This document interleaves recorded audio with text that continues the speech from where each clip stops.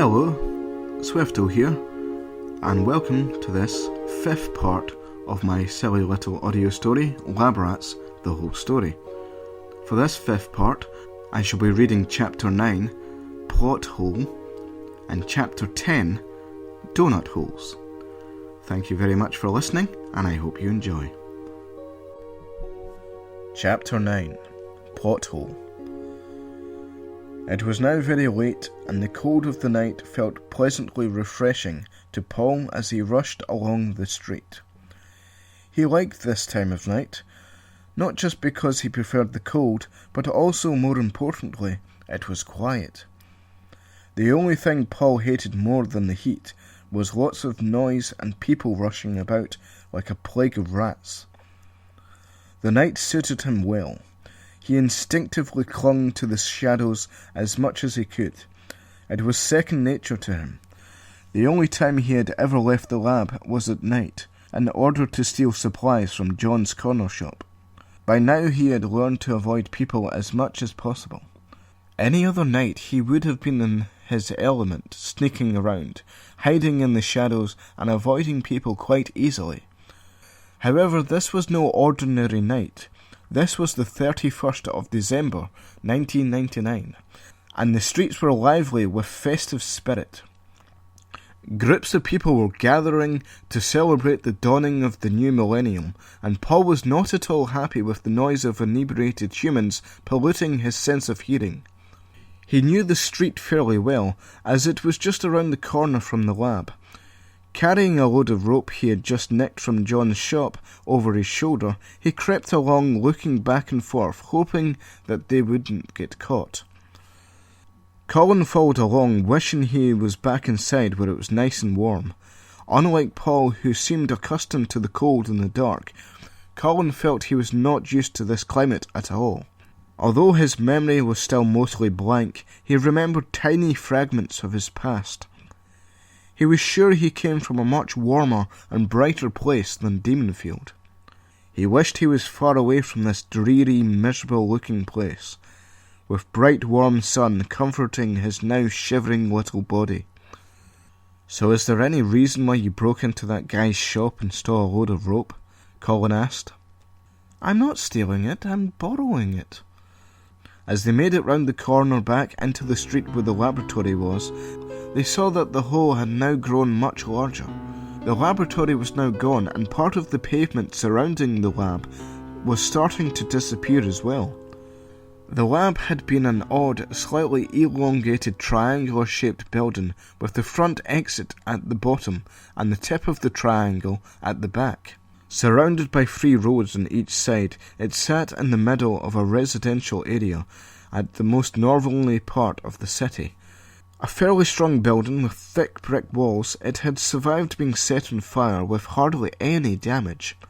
But not even its thick walls could protect it from the ravenous portal that had completely consumed it from the inside. Paul and Colin looked down into the hole. As Paul leaned in looking closer at the hole, Colin gently pulled back his arm. "I wouldn't get too close if I was you." "Oh yeah? Well, that's exactly what I'm going to do." Paul tied the rope around the lamppost and then took off his shoe and tied the other end around it. "Let's try a little experiment. If I'm right, then things might not be quite as bad as we thought." He tossed his shoe into the portal and it disappeared into the infinite abyss below. He wasn't exactly too fussed if he lost his worn-out old shoe. It had been second-hand when he acquired it back in the orphanage years ago. Since then it had been well worn, trampled through mud and water, through Farways Forest, and everywhere Paul had broken into on his occasional trips outside to collect supplies. Shoe repair was not one of the skills that his dad's smart array had been programmed with. Paul held tightly onto the rope as it dragged him towards the hole with alarming force. He struggled with all his strength to pull at the rope until from the portal's edge a shoe appeared. Released from the hole's grip, the shoe came flying out, sending Paul skidding backwards onto the road behind. "You all right?" Colin asked rather unhelpfully. Paul picked himself up and patted down his clothes. He then picked up his old shoe and gave it a close and careful examination. Look at my shoe. Hey, it's alright. Exactly. The shoe survived going through the portal without anything to protect it from the warping effects of the wormhole.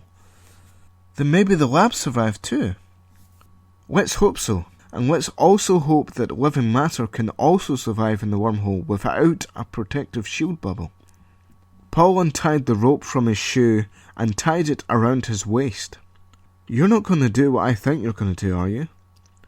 What do you think I'm going to do? You're not going to jump into that thing, are you? Nope, that's exactly what I'm going to do. What? Are you mad?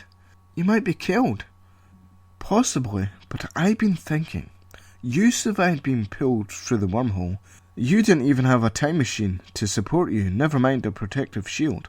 If you and my shoe can survive, then hopefully I should as well. Well, alright. Just don't bang your head on anything on the way through. That was my mistake. I'll be fine. You'll see. Paul put his shoe back on and then took a few steps back until he was at the edge of the pavement. He then took a deep breath and ran and jumped into the hole. He was instantly pulled in and disappeared down into the nothingness as Colin perceived it. Colin looked on in shock. For a moment he looked into the hole hoping to see something inside, but there was nothing. He wondered what he should do. Should he stay here, or should he go and find someone to help him? Then he thought about the rope. He tugged at it, but it did not seem able to come back out again. He was just about to put the rope down again and run for help when he felt a slight tug of the rope. He tugged it back, and then he got another 2 tugs in reply. Quickly he pulled the rope up as hard as he could. It felt like he needed all his strength to do so, but eventually he saw Paul pulling himself back out the hole. Paul, you're alive. Yeah, come on in, it's safe. Before Colin could say anything to argue otherwise, Paul was already tying another length of rope around the lamppost and then around Colin's waist. They both took a few steps back and looked at each other. They each took a deep breath and ran towards the hole.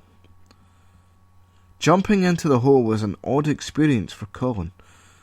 It was like jumping into a whirlpool, but instead of going round and round, Colin felt like he was staying absolutely still while the force of energy around him tugged and stretched his body in every direction, but not in a painful way. It was just very weird. Luckily, it only lasted for a brief second.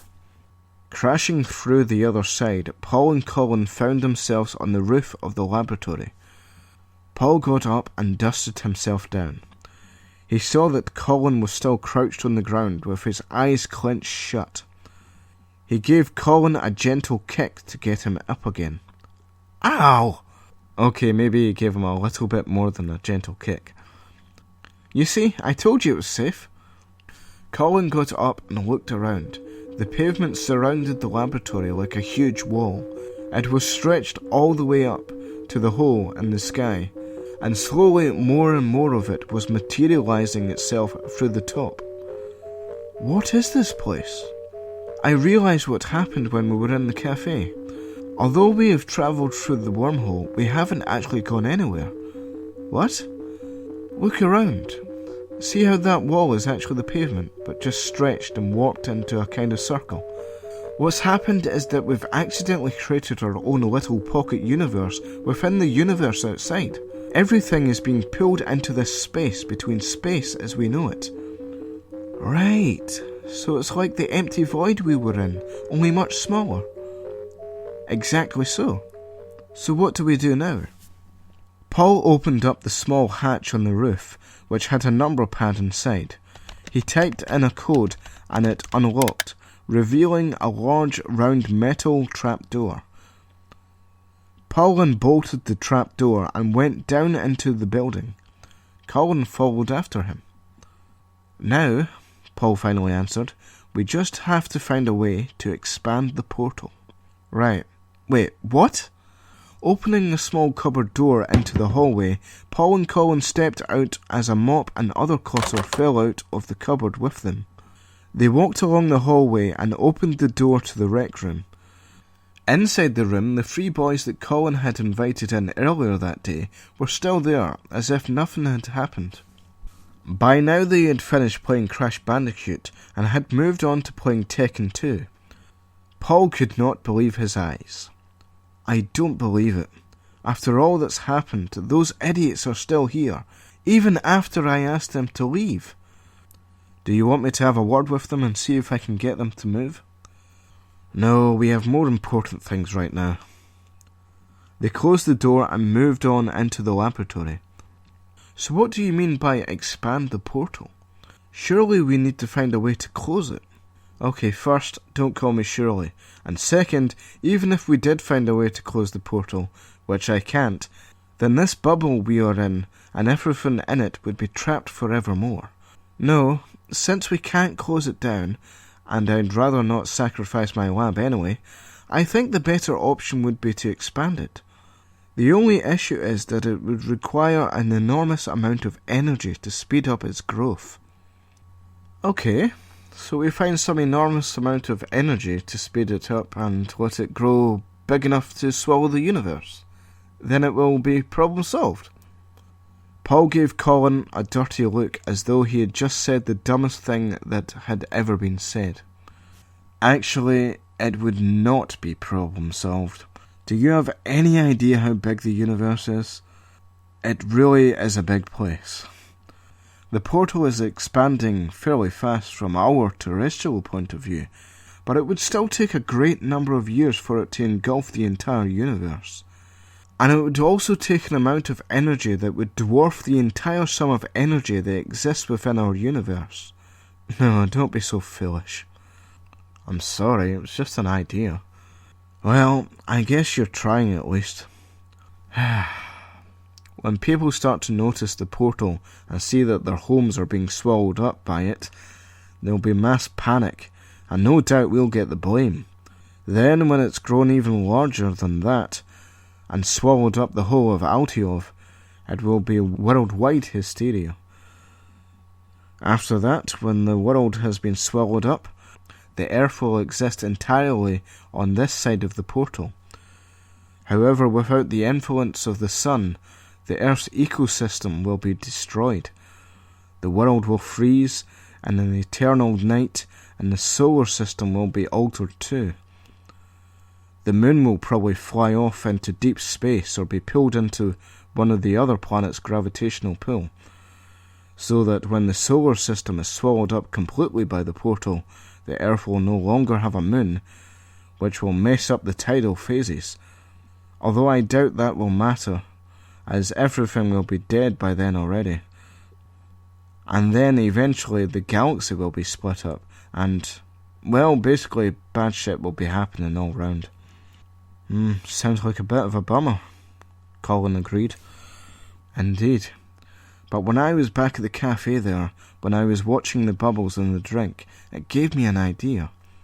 If we can speed up the portal's expansion very rapidly, then it will put too much stress on the structural integrity, and will cause the portal and this pocket universe to collapse, and hopefully, if all goes to plan, this stress will act like an elastic band on the portal and pop this bubble and ping everything inside back into normal space. Seems simple enough. Simple? Did you understand a word of what I just said? Well, I kind of got the general idea. Basically, we need some way to make our little bubble pop back into its rightful place. So any idea how to obtain this massive power source we need? I haven't got a clue. Shall I put the kettle on then? Go on then. I'll try and figure out a plan. As Colin went through into the kitchen to put the kettle on, Paul looked around the lab, rubbing his forehead in desperation. What the hell am I going to do? It's not exactly like blowing bubbles. Even if I had all the power and all the power stations in Demonfield at my disposal, it still wouldn't be enough energy. John was quite upset. He thought he had been very lenient and understanding with these boys, and what had they done to repay the favour? They had run away from him. All he wanted to do was help. He should have reported the boy to the police a long time ago. But out of the kindness of his heart, he had let him take supplies from his shop and made sure that no harm came to him. Little did John know at this time, Paul had once again just broken into his shop and stolen yet more of his stock. He would have been even more furious than he currently was, which was quite furious indeed. He marched along the street in a fit of anger. He was going to walk straight into that abandoned building and drag the boys out, kicking and screaming if he had to. But as soon as John had turned the corner, all his rage drained from him. He looked across the street at the blank space where the abandoned building had been. He stood stunned in absolute shock. "What the?" was all he could say.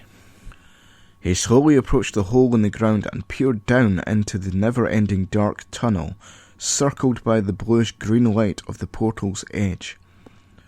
Wide-eyed, he looked up again and stared into space, still in shock.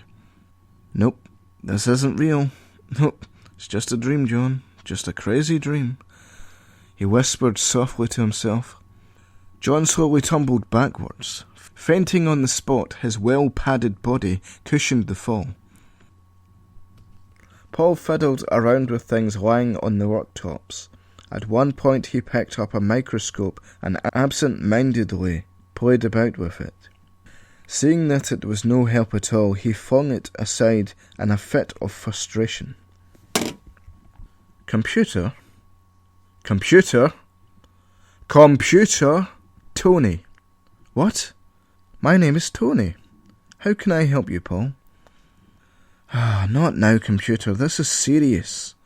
Tony. Computer, enough of this. I need your help. Just call me Tony and we'll get right to it. No. We don't have time for this. I need your help to work out what's wrong with Tony. Who? You mean Tony Blair? No, I mean me. Nope, your computer. Computer. Okay, not Tony then. Good. Now I need you to... How about Dennis? What's the point of having a bloody useless computer that's obsessed with its own stupid name all the time? That does it. This is the final straw. If you don't shut up and help me right now, I'm going to shut you down and dismantle you forever. Alright, fine. How about Phil? That is it! I've had it with you. Paul pulled out a few plug sockets and started pulling wires out the wall. In his rage, he also pushed computer monitors off desks and smashed just about everything he could get his hands on. Colin rushed out the kitchen and grabbed Paul. Calm down! I'll calm down when I've destroyed that thing. Colin had to use all his force to restrain Paul. Keep focused. Remember what's at stake here. Let go of me. You're right. Sorry. Just let me go. Colin released Paul from his grip. No luck thinking up a plan then? No. Even if we were to somehow get all the power plants in Demonfield to agree to give us all their power, it wouldn't be enough.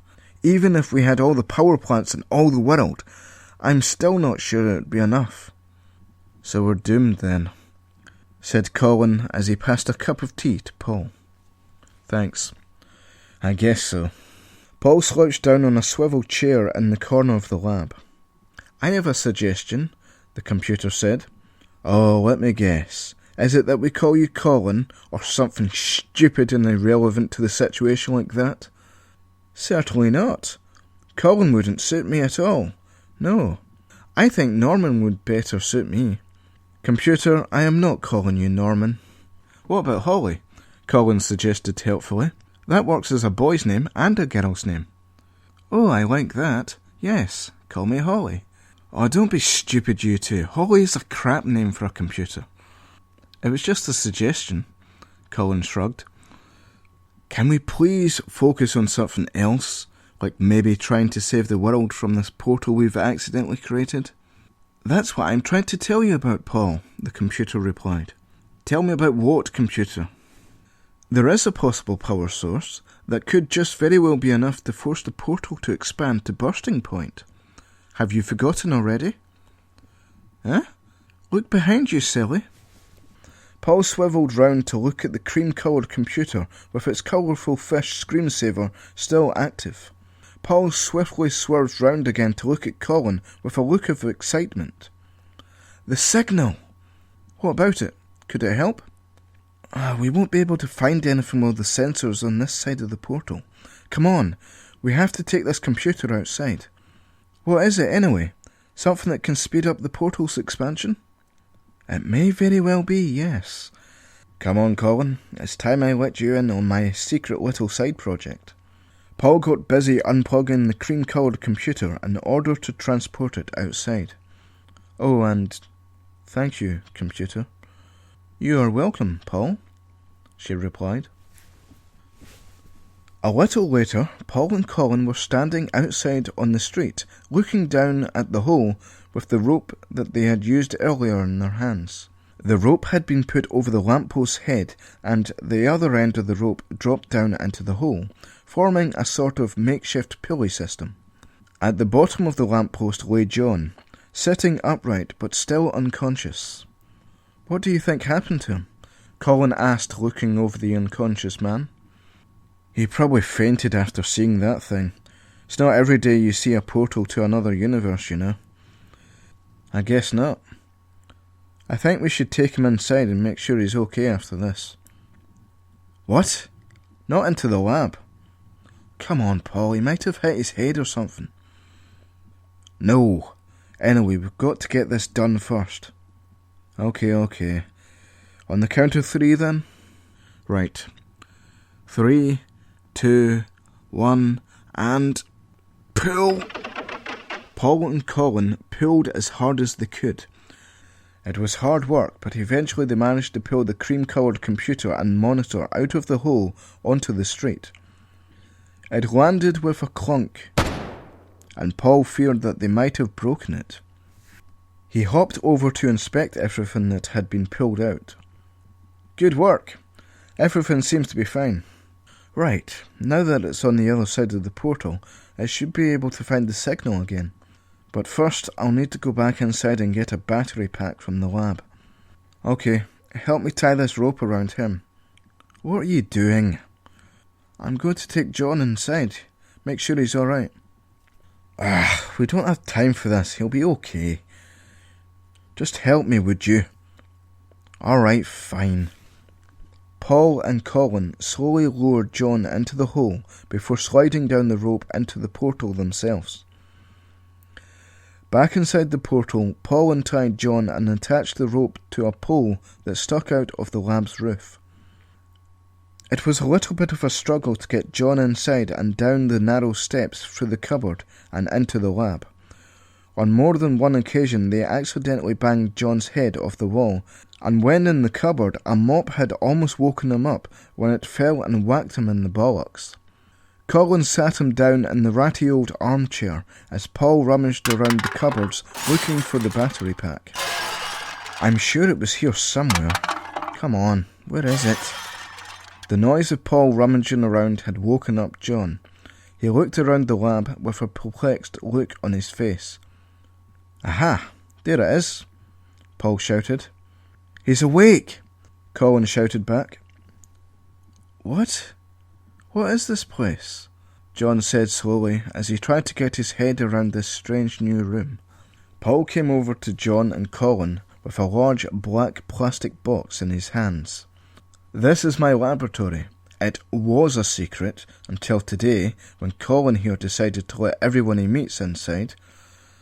So welcome, I guess. Make yourself at home in my secret laboratory. You won't be the first to do that today. Laboratory? John looked around at the mess in the dimly lit room. Wires and broken computer parts littered the room. A rubbish tip of strange gadgets and bits and bobs lay scattered around after Paul had emptied the cupboards. John had seen dumps that looked tidier than this place. Wait, you mean to tell me that this abandoned building you've been hiding in is your laboratory? Wait, the building. It was gone. I came looking for you, and it was just gone. Yes, swallowed up by a portal to another dimension, Colin said calmly. Swallowed up by a... John repeated, unable to swallow the information that had just been fed to him. Yes, I'm afraid that was kind of our fault, explained Paul.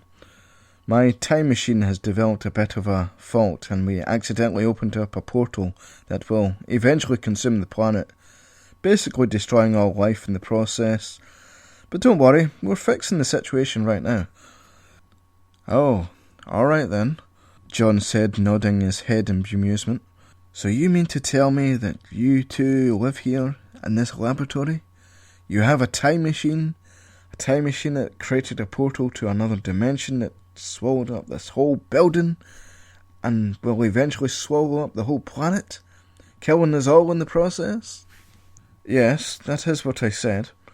John shook his head in disbelief and laughed slightly. You kids have got way too much time on your hands to create such a silly story as that. It's all true. Look for yourself in that room there. That's my time machine in there. You shitting me? John asked as he looked through the glass door into the room with the time machine in it. It's all real, Colin said. That's how I got here. I'm actually from another time. Sometime in the future, we think. Paul butted in. John lay back down in the chair and rubbed his head. Oh, my head. I can't deal with all this shit right now. Nope. It's just a crazy dream, John. Just a crazy dream. John then closed his eyes and fell unconscious again. Paul and Colin looked at each other as the man started to breathe heavily.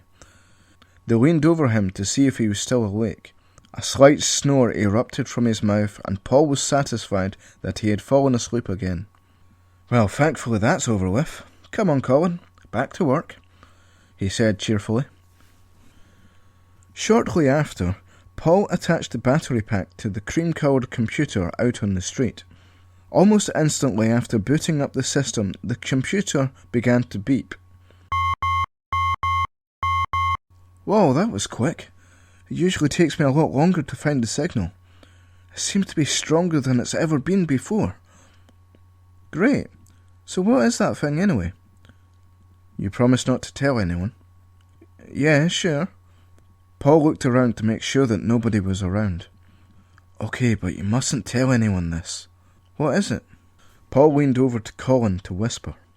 I believe it might be some sort of alien technology. But keep that to yourself now.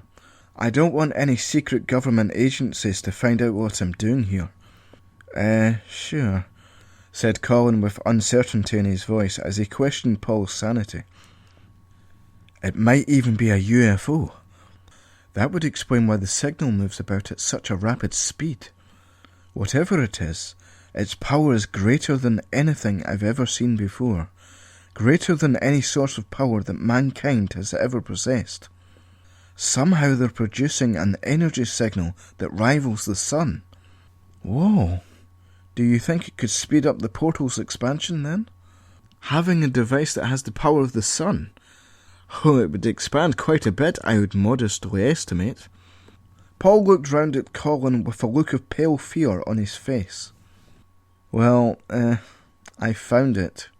Really? Awesome. So where is it then? About a mile north of here. In that direction.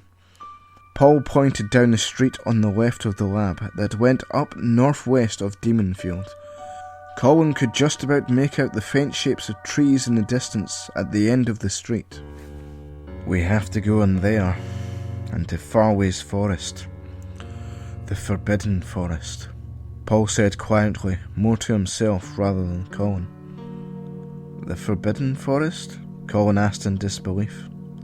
Colin was more than a little apprehensive about this revelation. But as for Paul, his heart raced in terror, for unlike Colin, he had been there once before, and he knew what lurked within the darkness of those woods. But the safety of the entire world was resting in their sweaty, cowardly little hands, and so they would have to brave the darkness in search of the alien power source that could save the world.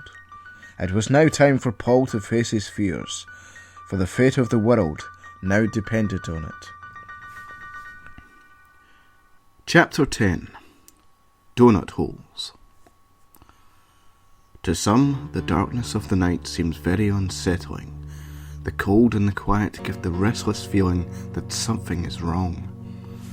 It is at these times that people tend to let their imaginations run wild. They might think, is there someone out there in the dark watching me? Or am I truly alone? Who is that creeping around outside? A burglar? Or worse? Do ghosts and demons come out to play, out there in the darkness? Who is that whispers quietly in the back of my mind as I try so hard to ignore it and fall asleep? Did I hear someone open my bedroom door, and did the floor just creak? Oh God, what if something happens to me in the middle of the night? Nobody would ever know. How long would it take for them to find me dead? The dark can play tricks on the mind, or is it the mind that plays tricks in the dark? It is a primeval instinct going far back in our evolution, the fear of the unknown. Imagination and this fear of the unknown working together create a devilishly deceptive duo. Even the most sane and rational people are subject to its malignant manipulations. The dark parts of the mind like to have their fun on those weak-willed wretches that find themselves alone in the dark. Delgado and Ainley were two hardened officers of the law, two fine specimens of the Demonfield police force, sane, rational, and trained to deal with almost any situation that they might have to deal with in the line of duty. They patrolled the streets of Demonfield with vigilance and dedication, two strong guardians of the law, bravely watching over the fair city and protecting it from the evils that lurk the streets at night. These brave warriors of light shone their justice out into the dark, shadowy corners of the city, ridding it of its demons and protecting the good tax-paying citizens of any dangers that might threaten their beloved city. Delgado sat in the driver's seat of a Demonfield police car, growing more and more impatient as he waited for Ainley to return with his coffee. The car was parked outside an all-night garage. Delgado looked around hoping that he couldn't see any crimes going on, as he really couldn't be bothered with all that annoying police work he had to do from time to time. He still hadn't got used to these night shifts yet, and quite frankly, he was thinking of quitting his job so he could go back home and enjoy his big, lovely, warm, soft bed again. Then he thought about the big, ugly, cold, hard woman he would have to share it with. Hilda would kill me if I quit my job, he thought to himself. He tooted the car horn impatiently. He looked around again. The street was fairly quiet, but that didn't make him feel any better. His imagination started to run wild. That fear of the unknown set in the back of his mind. It was more than just the fact that he hadn't got used to night patrols yet. He hadn't worked up the courage to tell the chief he wanted to be reassigned, especially since he knew the other guys at the station would make his life a misery if they knew he was scared of the dark. He started to bite his nails impatiently. At least if Ainley was with him, he'd feel a little bit safer. Ainley appeared out the door of the garage, holding 2 paper cups of coffee. All right, I'm coming already, Ainley grumbled to himself as he wandered over to the car. What took you so long? Asked Delgado. That's how long it takes to get 2 coffees. Too slow for you? Then get them yourself. Ainley's whale of a body slid into the car seat like a loaf of bread sliding into a small biscuit tin. He slammed the door as he got in. Delgado drove off without saying another word to Ainley. Ainley started to laugh quietly to himself. What? What's so funny? You, that's all. Delgado stopped the car at a red light. When are you just going to admit that you're scared of the dark? Ainley asked. I'm not scared of the dark. Oh yeah? Maybe you will be when I tell you where we're going. I know, that abandoned lab at Garment Road. That's right, the abandoned lab. It's just a couple of kids messing around. I'm not scared of a couple of kids. Well, maybe, but you don't know the stories I've heard about this place. The lights turned to green and Delgado drove the car along the road, trying his best not to let Ainley annoy him. They say the place is haunted. Strange noises have been heard coming from inside. Mysterious lights. They even bricked up the windows after people started complaining about seeing horrible faces looking at them from inside. Yeah, sure they did. I'm telling you, there's something really strange about that place. Some even claim it's haunted by the Mia. The Mia? Come on. Is that really the best you can come up with? The Mia's just a stupid legend that only the ancients believed in. You'll have to do better than that. Oh no, I'm not making this up. This is what I've really heard about the place. Yeah, and who told you all this rubbish? Was it Roberts? That guy talks utter rubbish. Well, yeah, that's something we can both agree on. But I'm serious. People really do think it's haunted. Apparently the lab was used for secret human experimentation. They did all sorts of weird and horrible things in there. Yeah, I've heard the rumours as well, but it's all just nonsense. The lab was just used to test new electrical devices for Swift electronics. You know, high-tech CD players, microcomputers, stuff like that. Yeah, officially, but that was just a cover. What they really did was experimentations on human DNA, creating mutant superhumans for an evil alien race to take over the world. You've really got to stop watching that stupid X-Files show. Hey, I'm just telling you what I've been told. I'm not saying it's true. I know what you're saying. You're just saying all this to wind me up, that's all. I'm not. I'm just telling you some of the stories about this place, just in case you're too scared to go in on your own, in the dark. Shut up. I'm not scared of the dark, and I'm not going to let your silly stories scare me. Alright, fair enough. There was a moment of silence between the two officers as Delgado turned a corner. He wished that would be the end of it, but he knew Ainley too well, and that the silence was just too good to last. Ainley was a big man, with an even bigger mouth. Ainley casually took a sip of coffee and looked up at the roof of the car, thinking to himself. Oh, it must have been 91, I would say. That's when the lab burnt down, under mysterious circumstances, you understand. They say it was the vengeful ghosts of the people who were experimented on that burnt the place down. But I have another theory. And what's that then? When the lab burnt down, they only found one survivor, a baby, but not just any old baby. There was something not right about it. Some sort of mutant, they said. Evil thing. It had blue skin and black eyes, sharp fang-like teeth and horrible little claw-like hands. Oh, and a tail too. It was far too wild to keep it at an orphanage, so they had to lock it up in a padded room in some god-forsaken mental institute. Apparently it escaped a few years back. You see, I reckon this creature must have gone back to its home, the abandoned lab. All these stories about the place being haunted, I think it's this creature hiding in the building. That's what this will be about.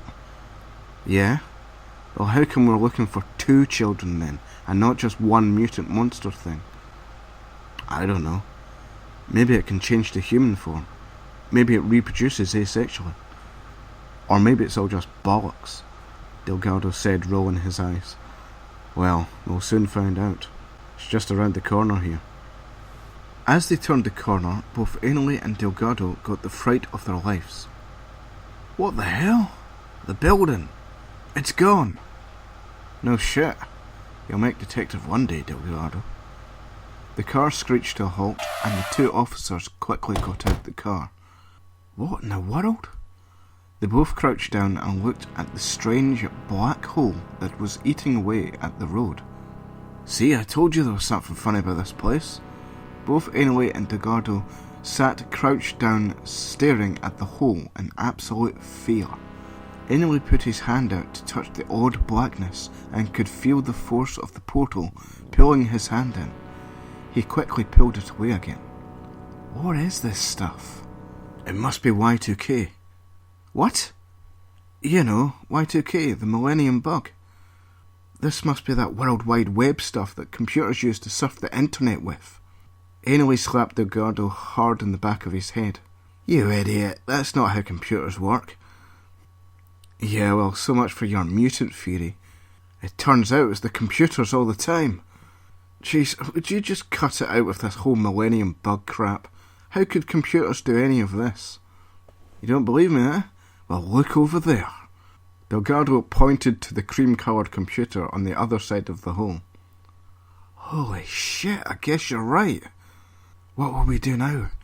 Whispered Delgado. Do you think it can hear us? I don't know.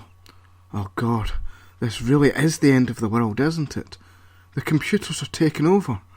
What will we do? What will we do? I don't know. Ainley and Delgado held on to each other as they shivered in fear of the cream-coloured computer. They stared at it intensely, quietly weeping to themselves. Over on the other side of the hole, the cream-coloured computer started to slide into the hole, and as it did so, it clunked loudly against the monitor, and they both fell into the portal. Ainley and Delgado were very scared.